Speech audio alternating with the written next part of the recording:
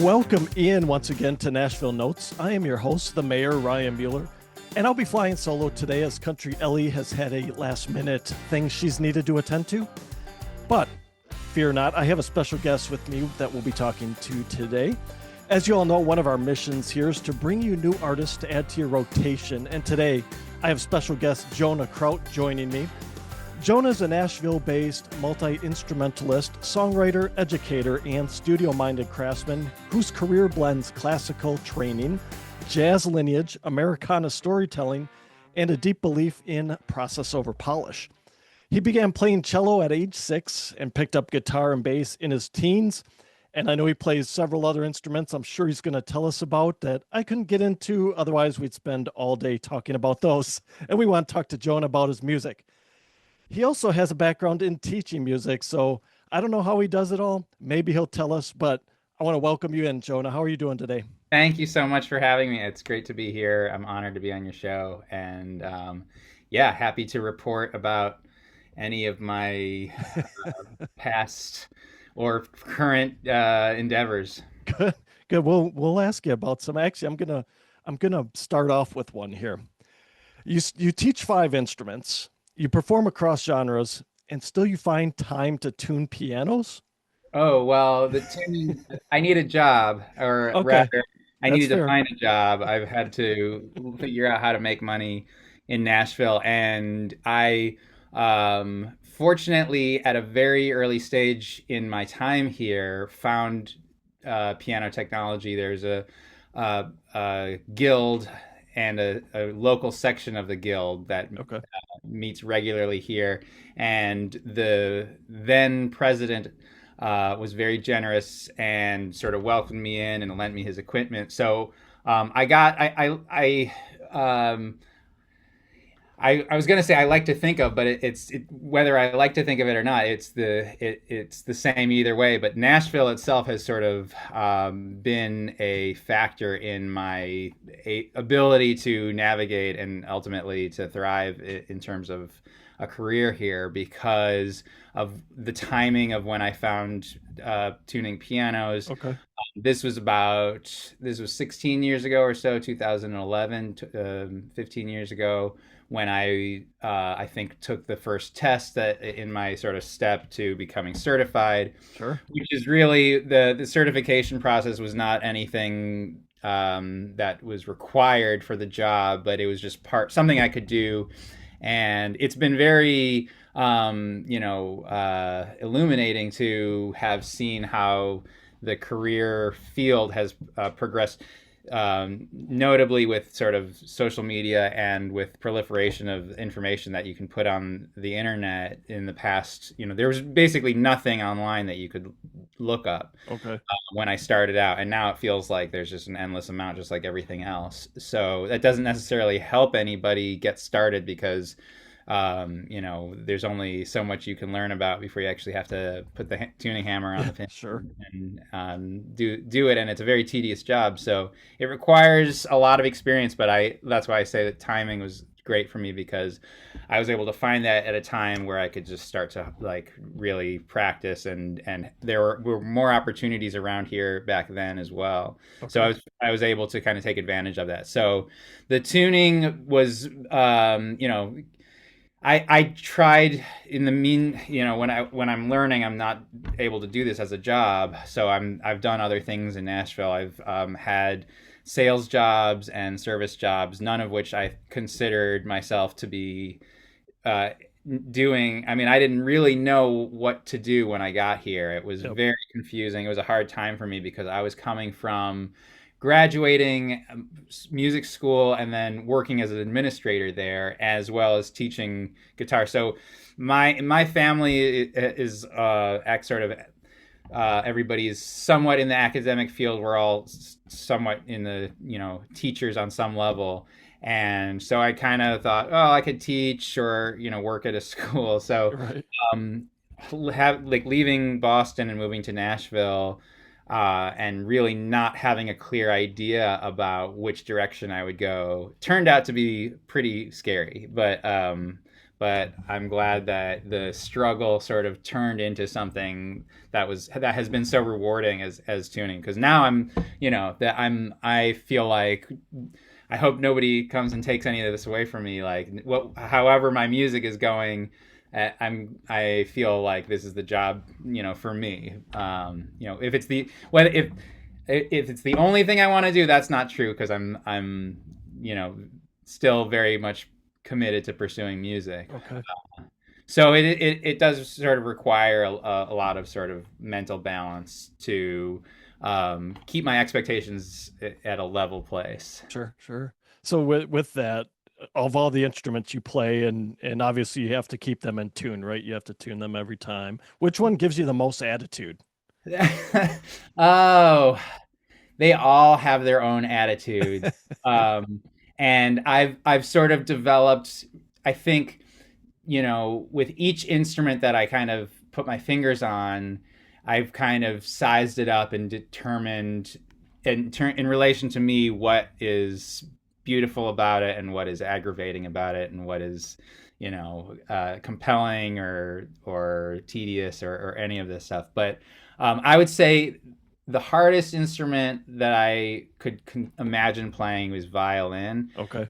Um, just also, it's very hard to play any string, and I think it's really hard to play. I mean, I grew up on cello, and I still find it very hard to get the intonation how I want it. And then violin is just very little. But also, I've never really played viola. It's just the sizes, and then I do play some upright bass. Okay. And they're all extremely challenging to intonate, to get Sure. in tune. But if I had to be afraid of any of those, I think I would be most afraid of the violin and playing Okay. up, because that would Okay. just, you're the what's demanded of you as a violin player, the repertoire and just the sort of the range of the instrument. You're above everything. You're front and center, so you can't necessarily blend in the way you do on the other instruments. Sure. That's intimidating. I think that's the most intimidating thing to me. But also, I mean, there's other instruments. I don't really play any winds or brass or horns. That's like, maybe another lifetime away. But beautiful instruments. I know that I have messed around on them before, but they would, these instruments require a lot of time Yes. to Yeah, they learn. do. They do. Um, but the keyboard instrument that I'd be afraid most of, even though I do get my hands on a piano all the time, and I don't consider myself a piano player per se, because because I'm not in a regular practice with it. But even as difficult as piano is, I feel like the organ, the pipe organ, it seems to me you have to be doing so many different things at the same time, and your brain is in so many different places at the same time. Sure. I think maybe technically, physically, it's easier to play, although I don't know if that's true because of the foot pedals but maybe as a body instrument, piano could be a little bit more demanding. Yep. You have to put a lot of yourself into the piano. Your body is just kind of pushed to the max, and so yeah. I mean, accordion's hard too. So these instruments are not. There's no like easy instrument. Part of the nice thing, one of the great things about being in Nashville is how diverse of a musical landscape it is. And I think one of the reasons that's the case is because when people have studios, you have an open musical landscape, and it's just sort of your imagination can fill that landscape. And I know everybody's at a different place in terms of technology, in terms of what they're putting in there, and it's very possible to put nothing, just to put electronic sounds Sure. or AI or anything that comes in a box. You can make that into a recording. But I think a lot of the people here, especially if they're older, still sort of see the recording studio as being a place where actual acoustics are Yep. occurring. And so from there, it's just inviting to this type of instrument and that, how you put things together. I'll maybe we'll get into some of the specifics, but one of my cherished memories is driving with Cowboy Jack Clement, who is Okay. Yep, we'll talk about him in a little yes. down the line here, I think, a little bit. Well, I because I was driving a friend and they were having a meeting, I got to just kind of be there, and we just kind of had a little bit of a conversation, but it happened to be about the marimba. He was like, "I love the marimba." So that these are sort of like characteristics that you can bring, Sure. these sort of open, imaginative combinations of instruments are things you can share with others here in Nashville. So that's one of the things that about it that I've just been in love with the whole time. Perfect. Perfect. All right, so tell us a little bit about your origin story. Who is Jonah Kraut? How did you get into music? And maybe who you most closely identify with musically. Oh, those are great questions. Jonah Kraut is, I think, a long wandering searcher of sounds, and um, over the course of his musical life, um, uncovered and these things are sort of like they're tombs, they're connected tombs, and it feels like you go into one tomb and then you kind of find another place and you're like, oh, I like this, and then you come up and you look at everything and all the different places that you've been, and so that to me is something that I've been it's a path I've been on for.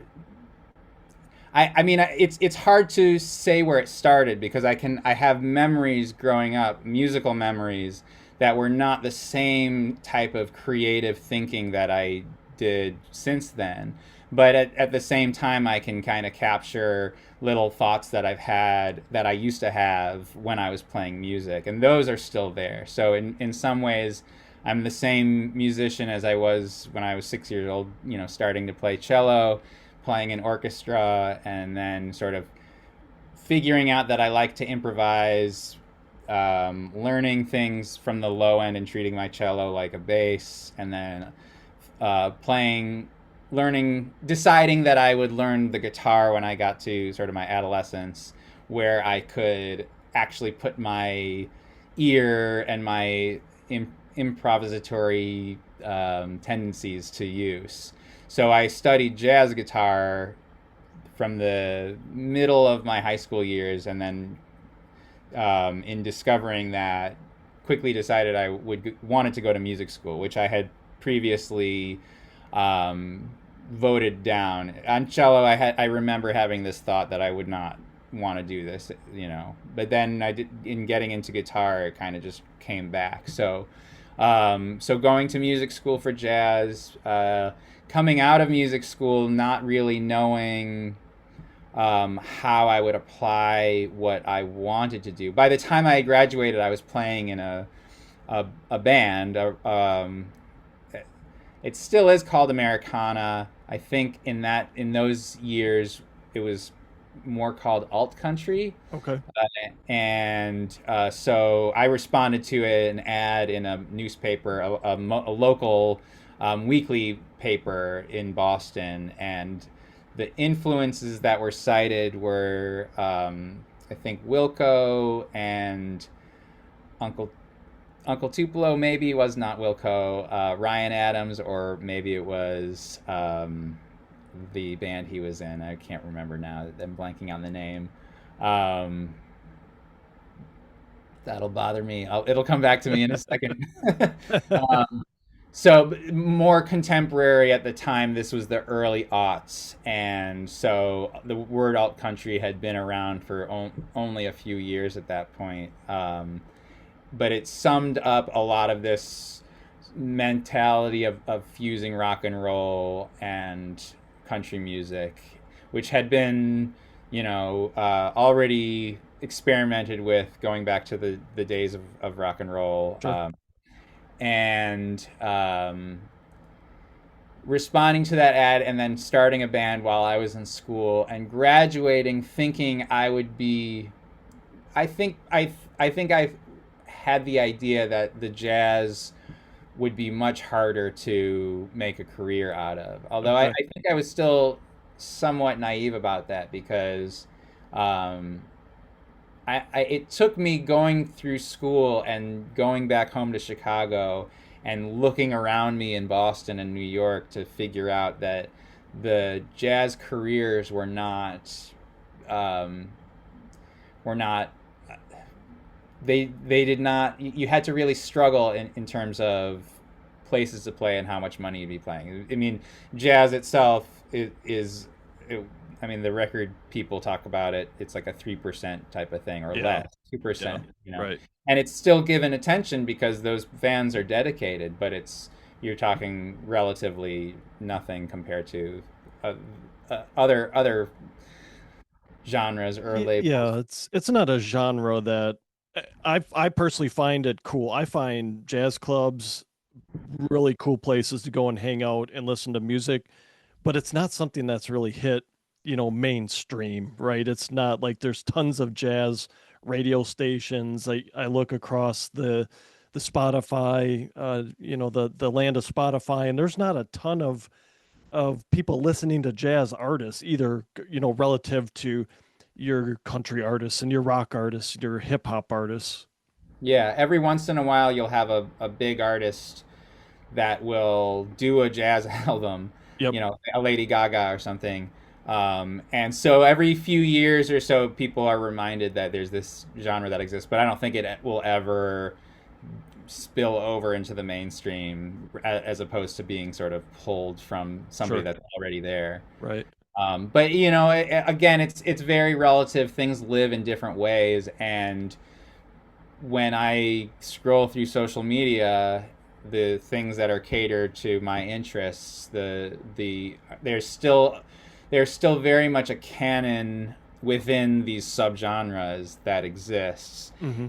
and people study those. So a Miles Davis is still more popular today than ever before. That probably won't change. There will always be this sort of canonization of artists within the genre, the subgenre, and I'm not saying that's necessarily a good thing or a bad thing. I think it's something that we just have to understand if we want to, have a conversation about it.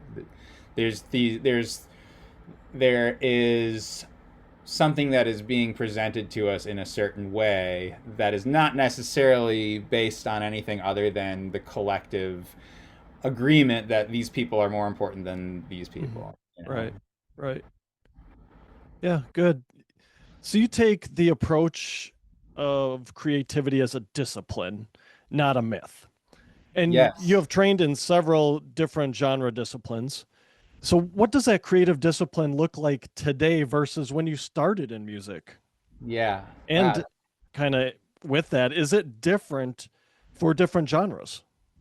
I think it's good. It's helpful to think about it, to break it down however you can. If you Sure. want to break it down by genres, you can break it down by genres. If you want to break it down by instrument or by role that you take, whether it's as a songwriter or as a producer, which is a little vague, but I could elaborate on that, or as a performer, or as a singer, or as an instrumentalist. Even that mentally for me draws in different directions, and both each has their own response to that question, which is a great question. And actually, I feel like the question itself is the thing, meaning the as soon as the creative mind thinks about itself as a commodity, then you're already sort of like starting to deconstruct. Hmm.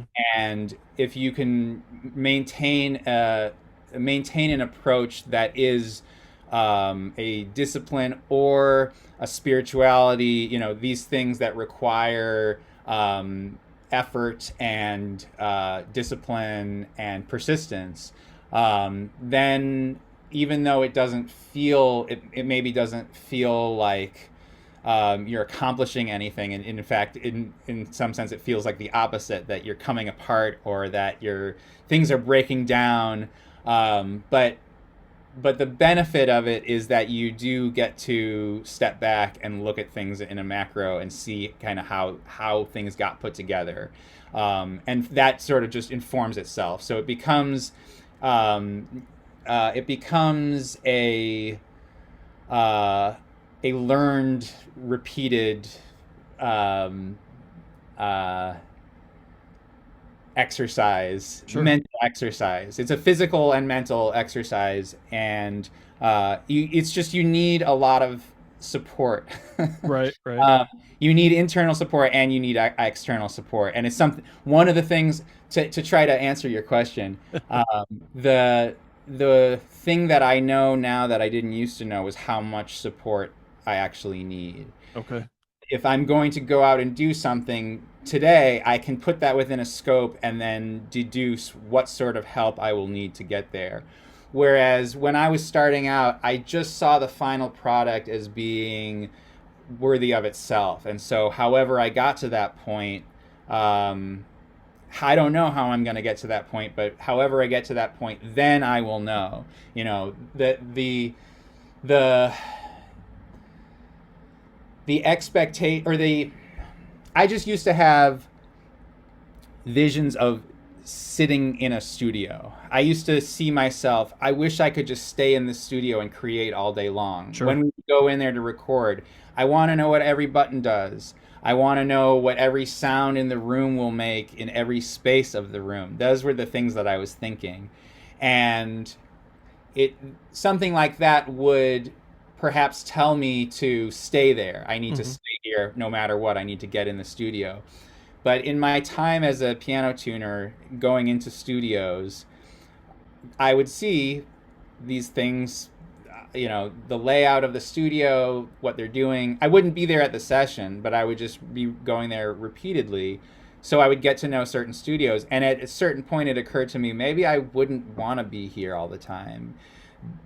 Maybe the style of music that is being made here would make me feel enclosed. And if I'm doing something that's not absolutely myself, then maybe I wouldn't like that. So rather than pursuing a position as an engineer, as a someone who's locked in the studio all the time, Sure. I was able to see for myself that it is only what I bring to the studio that I'm interested. I'm not interested in the studio itself as a place. So it's I think my tastes have evolved in terms of what I want to hear so much.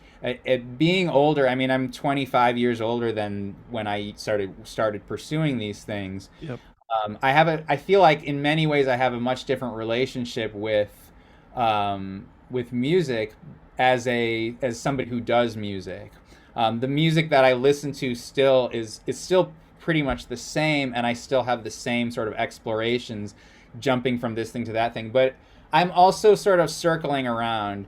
One thing I started doing is getting rid of music, which I never considered to be something I would ever do. I thought I would accumulate and just keep getting records and CDs and just amassing a lot. And at some point I realized that I didn't have time. I mean, I have a kid now, and I don't have Hmm. time to just sit and listen to music all the time. So it occurred to me that would rather put this back out. I would rather somebody else be listening to this stuff because it's a lot of great music that I've just held on to, and I just see myself not if I I mean, the streaming has changed everything. Of Right. course, we have Right. access now, and that is something that we still, I feel like, are coming to terms with. It's almost too soon to even know how it has affected us, but every music book that you pick up now that's written in the past 5 years or something has to say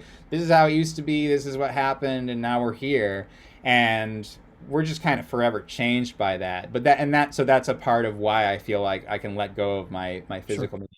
But at the same time, I really cling on to the music that I've loved, and I'm almost sort of cling harder to it. So I like getting the records that came out back in the day, even though they're a little scratchier sounding. And Right.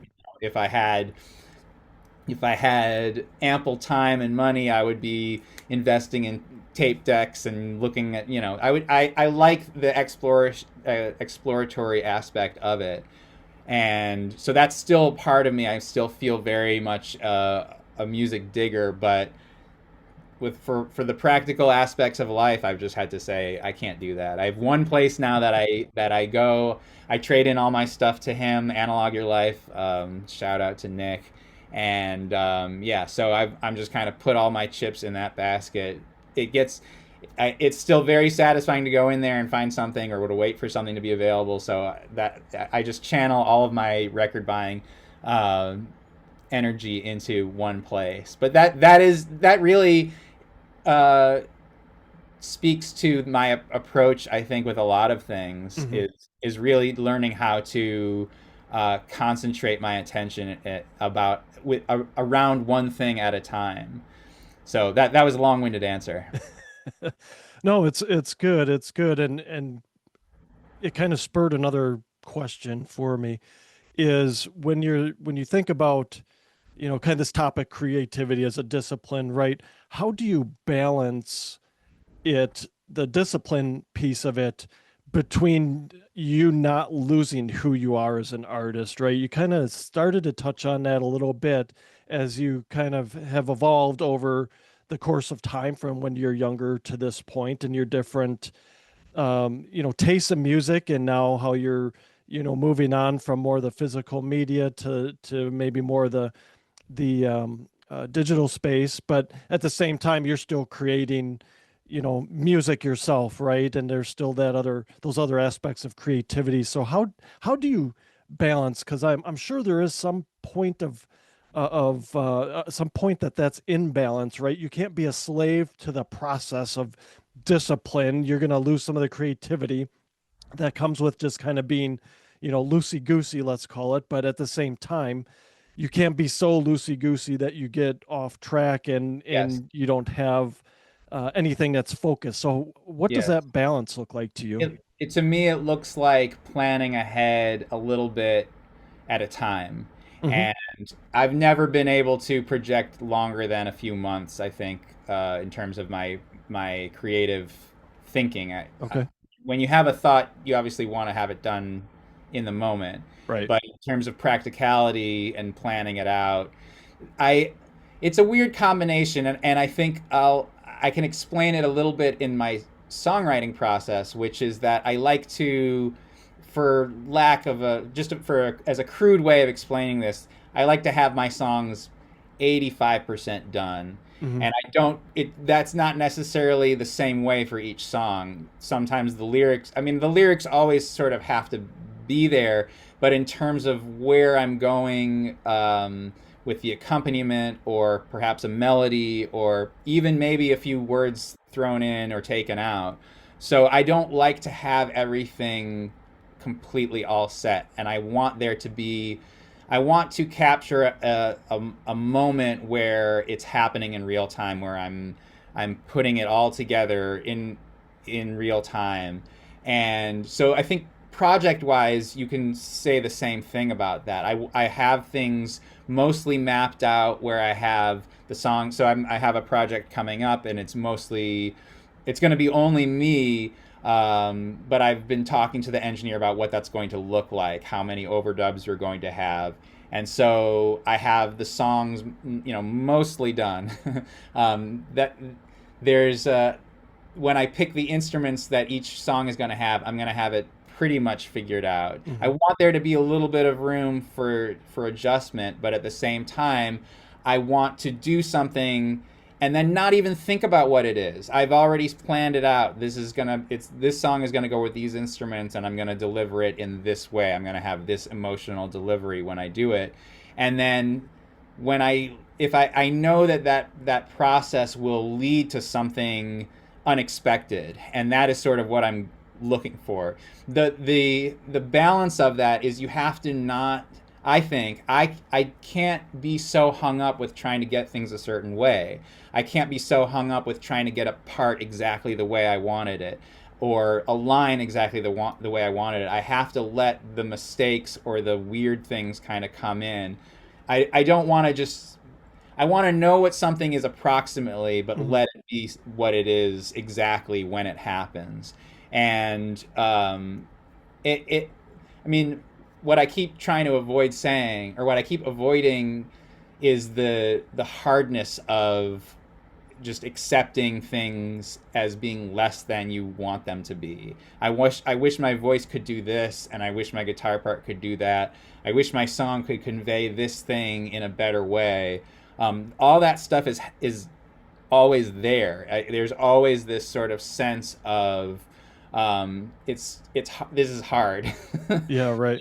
This is hard to make this feel the way I want to, and to I don't want it to sound cheesy, or I don't want it to sound like I'm angry, or I don't want it to sound, I don't like the way that word sounds. So it is I think it you get used to the process of just kind of like being aggravated by all of those things, and trusting your your your thinking in doing this to yourself, and forcing yourself to follow through on this idea that you've had. Sure. And all I can say is the more you do that, and actually the harder you are on yourself, while still caring about everything. It's not being hard on yourself that you should quit. It's being hard on yourself that you should be better. And if you can carry that sense of I'm hard on myself, but it's going to be okay. then I think you come out of those things learning a lot about yourself. And Sure. that's sort of where I found myself, is learning about how the process works for myself, and what I get if I put this or that into something, and just to be okay with whatever that sounds like, and not worry. I do think that artists don't talk about this very much, which is that I don't want to care about anybody else's opinion about this. I don't want to care what an audience has to say about this if I'm going to perform it for them. I want to be loved, of course, and I want people to like it, of course, but I can't be thinking about that at any point in the process. It's got to be all just instinctual from myself. And too often I hear musicians talking about the audience. Hmm. And I know that things are changing. Things are always different in terms of how we talk about things. But I just feel like that's a losing conversation. Even if the audience loves you, they love you. If you're talking about them in a certain way, or if you're thinking about them in a certain way, then you're already making things harder for yourself. Right. So trust the artists need to trust themselves, while at the same time scrutinizing every tiny decision there is to be made. All the decisions that you don't even realize are there, that are happening. Uh, just I mean, it's endless. The more you know about something, the more questions come up. How is this going to go? And the result, the music that you put out, is a combination of every tiny little decision that was made, whether conscious or not. And that's your music, and you have to live with that. And so make it exactly who you see yourself as being. Sure. And it sounds like a lot of that boils down to the experience you have as a creator, as someone that's making music, right? Those decisions might not be consciously made perhaps earlier in your career, but as you gain that experience, as you get a different ear, let's call it, as you kind of progress on your career journey, those decisions become actual decisions, as you produce more albums or create more music, what have you. Absolutely, yes, you're spot on. It's the same that it's what I tell piano technicians when they're starting out. They can learn everything they need to know in a book, online, talking to people, but until you actually put Hmm. the hammer on the pins and Right. actually feel how it is and hear how it is, that's where you're actually learning. So it's the same thing applies. As soon as you can think about yourself as an artist all you want, but you put the pen to paper, you get the song, you turn the microphone on, and you get the vocals. Like that is what you're learning from. Good. Yeah, absolutely. So you mentioned earlier that you've had some time with Cowboy Jack Clement during your musical journey. How has that shaped how has that shaped who you have become today as a musician? Well, I really wasn't friends with Cowboy Jack, but I was friends with someone who worked there, Alamo Jones, aka Chance Martin, aka John, I believe is his original name. I called him Alamo the whole time, and he could imitate Johnny Cash probably better than if he was in a voice competition. He would probably win over Johnny Cash. They were friends. They worked together. Alamo Chance worked on the Johnny Cash show, and Okay. I believe he was the lighting director for. I don't know if he was there at the very beginning or if he was brought on because he met Cash, but Mhm. um, so I was hanging out when I went over to Cowboys for the first time, which was due to a guy named Mike Sweeney, um, who I was working with doing drapery. Okay.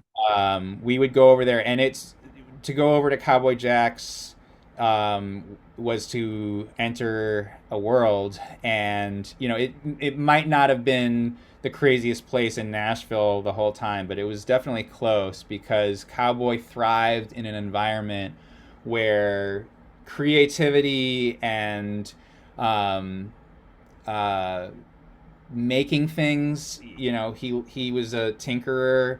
Hmm. There was a shop in his basement. There was always probably 12 things going on. Really, I didn't have a sense for that until I was there, and really it made me think a lot about Graceland and Memphis. And the second time or third time, I can't remember.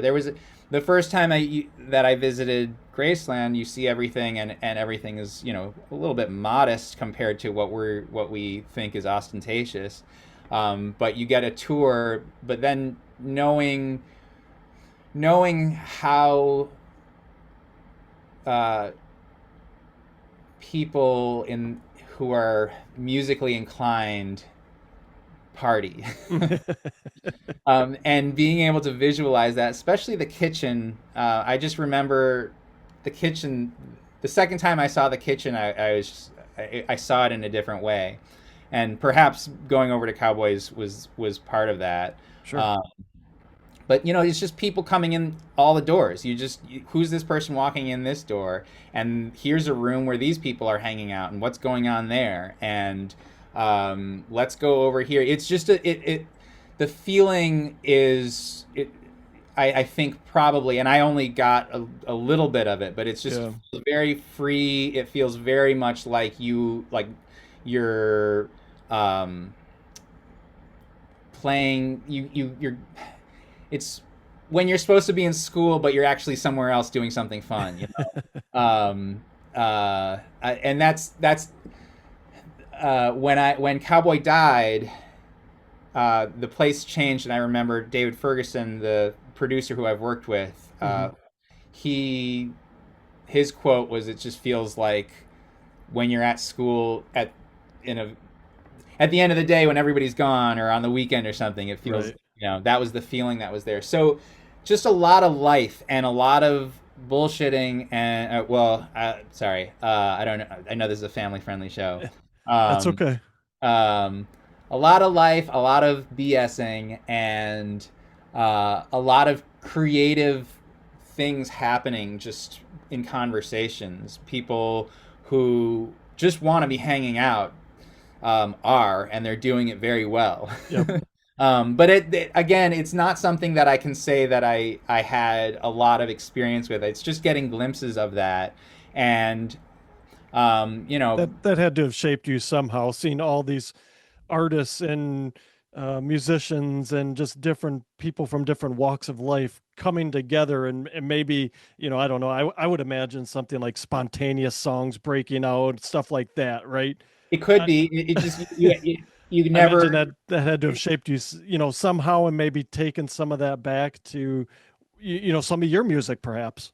Maybe I think so. I think there musically speaking, I think that they're almost the same thing um because everybody who thinks of themselves as a creative Hmm. person, I think wants that identification. You want to have a sound. Sure. Everybody wants to have a style, Yes. and and in a way, I mean, it brings me back to sort of the ideal things that we find, that we seek out and try to find in the art that we're making, which is a way of being, a way of um, existing Hmm. on a different level that is both interactive and solitary. You know, it's this duality of existing with everybody. When you're playing music with somebody, you're both playing, you're both in the same space, you're both creating this thing. But then also you feel like you're the most individual person that you can be, you know, and Sure. there's a there's a freedom in that, there's a scariness in that, but you're finding both, and Hmm. that's just in a way that those are the utopian moments that I think we all get. I think when people go see music, like the big concerts, I'm not a big concert person, but I think that I am curious about the experience that everybody has because they love to experience this musical thing together, Yep. and I think that that speaks to this sort of um, utopian Hmm. moment that you can have. Yeah, that makes sense. I think so. I mean, we're big concert people here, and it's that it's just like you said, it's an experience, right? It just hearing the music live certainly is different. You get a different feel for it live than you do from the recording, whether it be on a CD or a record or even digital space, right? So I think that's to your point, that I think is a very key to me, is a very key element of the total musical experience, right? Especially if you're really, really into a particular artist, and you get to see a different side of them even when they're performing live. I think so. It's always one of those things where I say go and experience it live too if you have the opportunity and the means to, because it's totally different and you get a totally different feel from it. Right. Yeah. So you've talked about the magic of the rooms people never see, the living rooms, the borrowed studios, wooden floors. What do these spaces teach you about the real Nashville? Oh, well, the real Nashville can be, it can be whatever you want it to be, Sure. and that's the beauty of it. And I go into a lot of studios to tune, and people love their spaces, or they don't. I mean, but they're finding the places that they love, you know. Yep. Hopefully they end up in a place that they love. And it is the room ultimately. Um, uh, you know, the choice that people have to play on a digital instrument is more now than ever, and in terms of sampling sounds, they've never been better at sampling a piano. So you can get the best sounding in whatever type of sonic space you want, but what you can't get is the actual sound vibrations hitting your ears that an acoustic piano Hmm. gains you, and um, and those sound vibrations always go out into the room and they come back at your ear. So everything is a part, everything is connected together like that. Actually, pipe organs. One of my earliest realizations, my earliest epiphanies with pipe organs was that we are actually sitting inside the instrument, and the chambers are the walls of the instrument, and it's Okay. a giant instrument. And you can think about a studio the same way, that the studio is as much a part of the sound as the instrument itself. So that is something, those are subtle things that we don't, we aren't conscious of when we listen to music, because we are looking around us, and we automatically associate our sound, the sound that we're hearing, with something or other. Hmm. Especially now we're trained, you know, so much of what we do is on our phones, and everything is trained to be associated with a visual. But really, music isn't a visual field. It just exists as sound. And so again, you know, the little details about an instrument and the way it sounds, those are there when you are focused on them. And so there's the sound of the room. How much does the difference of the sound of the room affect the whole music? Well, I don't know. It depends on what the music is. How much of the music is it solo piano, or is the piano with the other instruments? So Sure. how things get put together, but starting on that very basic level of just sound, it is crucial. And I think music can teach us to be more aware of the sound around us, whether we're walking around in the spaces that we're living, either talking or singing to ourselves, or just listening to what's going on around us. Those sounds change depending on where we are in the room, and what's in the room, and what the construction is made out of, and everything. So there's a musical practice called deep listening that was coined by Paul Oliveros is her last name. Pauline Oliveros. And this is simply just a practice of musicians. She's coming sort of from a 20th century classical avant-garde background. But the practice involves simply listening very intently to your surroundings. And the deep listening sessions would occur in different ways, but it was a collective gathering of people listening to the sounds around them. But depending on where it's held and depending on what else is going on, things change. You think different things come out. So that's a very abstract and very kind of heady way of thinking about it, but essentially it's the same thing that I'm trying to answer in your question, which is that like each little thing that you pick up adds to Sure. where you're at. But Nashville itself, it's you can go and record anywhere you want,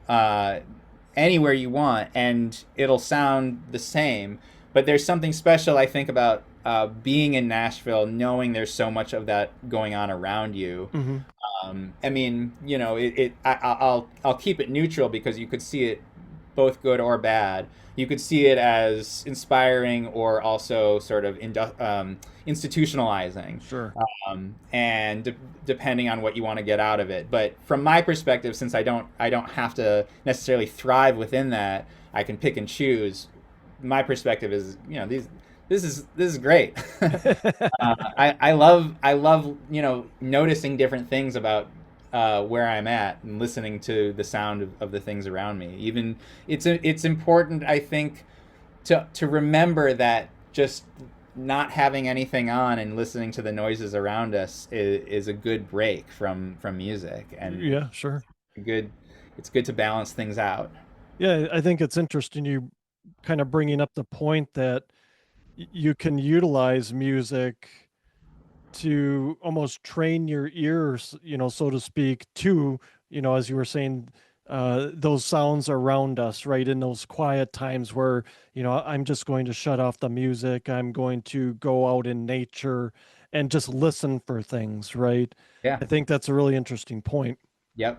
Yep. Used to walk around Boston thinking, how can I capture the natural sounds that where I'm walking? Hmm. And it was this puzzle that I had, and I've never really answered it, but I think that what this conversation is sort of evidence of that type of thinking. What is Sure. going on around me, and how can I be a part of it? Yeah, good. So, kind of couple last questions here for you. You've done a little teaching, right? So, what have your students taught you, the teacher, about music? Well, that's, I mean, in short, everything. Um, because I have to explain the same thing. I'm in a position right now where I just volunteer Hmm. on Saturdays, so I only have a few students at a time. But that's still enough to make me feel like there's a progression. Sure. They're on a semester schedule, and I usually see them for more than a year. Though one of them I had is graduating. I've had him for 4 years, and the other one I've had for the second year. And um, you have to.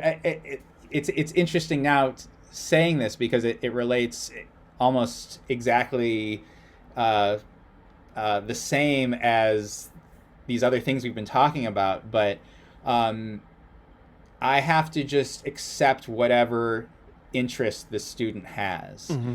and whatever work the student is going to put in. I have to accept that and meet them there. And I know from teaching that if I'm disappointed by that, if I'm emotionally affected by that, that's not fun. That's not, we're not, neither of us are getting anything out of it. Right. What is fun is the challenge of having to reteach the same thing.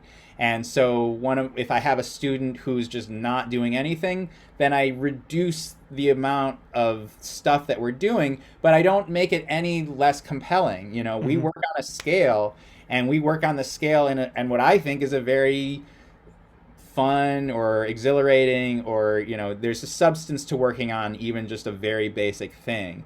And so I feel that my students remind me how much I can continue to reduce and to simplify and to explain things on an even more basic level and still make it sound like it's the most important thing. Sure. The scale is the most important thing, and you will have fun, you will be challenged, but it's the most important thing that you can do. So that is something that is continues to feed my sense of who I am as a musician. And I don't think I would be the person I am if I hadn't been teaching continuously my whole life. Yeah.